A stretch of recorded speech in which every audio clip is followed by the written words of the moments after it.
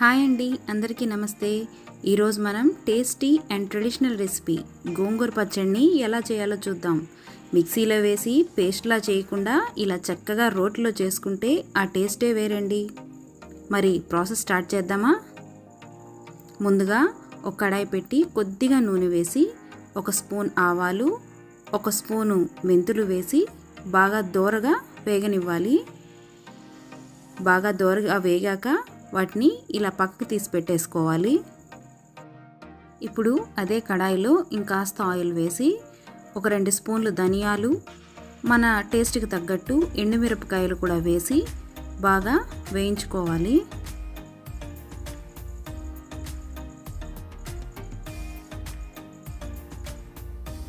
ఇలా బాగా వేగాక వీటిని కూడా ఒక ప్లేట్లోకి తీసి పక్కన పెట్టేసుకుందాం.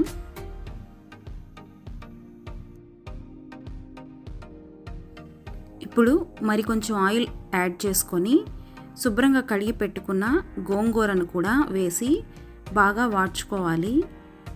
ఆయిల్ వాడ్చడానికి కొంచెం ఎక్కువే పడుతుందండి.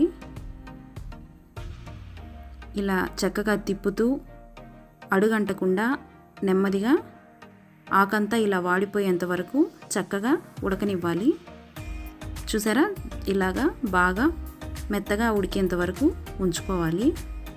ఇప్పుడు ముందుగా రోటిలో వేయించిన ఆవాలు, మెంతులు, ధనియాలు వేసి ఇలా బాగా చక్కగా పొడేంత వరకు దంచుకోవాలి.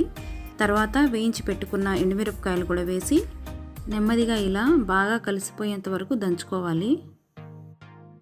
మిక్సీలో అయితే ఒక తిప్పుకే ఇది పొడైపోతుంది. ఇది రోలు కాబట్టి కొంచెం నిదానంగా దంచుకోవాలి. ఇప్పుడు వాడ్చి పెట్టుకున్న గోంగూరను కూడా వేసేసుకొని బాగా కలుపుతూ ఇలా దంచేసుకోవాలి.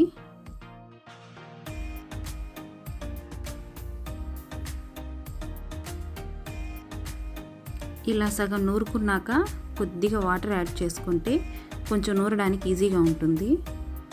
తర్వాత మన టేస్ట్కి తగ్గట్టు ఉప్పు కూడా వేసుకొని బాగా కలిపేసుకోవాలి.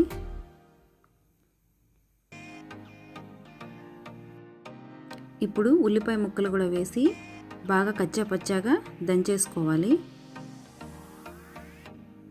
ఇలా చక్కగా కలిపేసుకొని తీసేసుకున్నామంటే గోంగూర పచ్చడి రెడీ అయిపోయినట్టే. మరి గోంగూర పచ్చడిని ఇలా చేయడం మీకు నచ్చిందా? నచ్చితే లైక్ చేయండి, ఛానల్ని సబ్స్క్రైబ్ చేయండి. Thank you.